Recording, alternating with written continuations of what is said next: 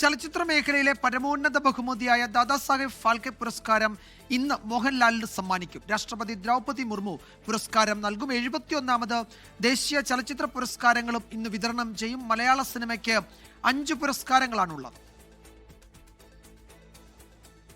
വൈകിട്ട് 4 മണിക്ക് വിഖ്യാൻ ഭവനിലാണ് പുരസ്കാര വിതരണ ചടങ്ങ്.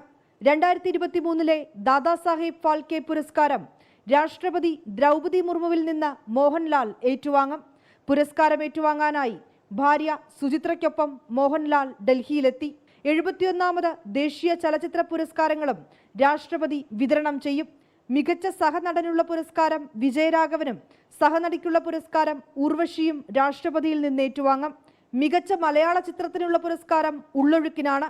മികച്ച എഡിറ്ററായി പൂക്കാലം സിനിമയുടെ മിഥുൻ മുരളിയും നോൺ ഫീച്ചർ സിനിമാ വിഭാഗത്തിൽ MK രാമദാസ് സംവിധാനം ചെയ്ത നെഗലും തെരഞ്ഞെടുക്കപ്പെട്ടിരുന്നു. ഷാറൂഖ് ഖാനും വിക്രാന്ത് മസിയുമാണ് മികച്ച നടന്മാർ.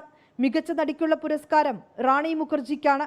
അവാർഡ് ദാന ചടങ്ങിൽ പങ്കെടുക്കാൻ താരങ്ങളെല്ലാം കുടുംബസമേതം ഡൽഹിയിലെത്തി. അവാർഡ് വിതരണത്തിനു ശേഷം കേന്ദ്ര വാർത്താവിനിമയ മന്ത്രി അശ്വിനി വൈഷ്ണവ് ഒരുക്കുന്ന അത്താഴ വിരുന്നിലും താരങ്ങൾ പങ്കെടുക്കും. 24 ഡൽഹി. ലോകത്തെവിടെയായാലും ഏത് സമയത്തും 24 വാർത്തകളും ഓഗ്മെന്റഡ് റിയാലിറ്റി പാക്കേജുകളും എക്സ്പ്ലെയിനറുകളും വിശദമായി കാണാൻ ഞങ്ങളുടെ യൂട്യൂബ് ചാനൽ നിങ്ങൾക്ക് സബ്സ്ക്രൈബ് ചെയ്യാം.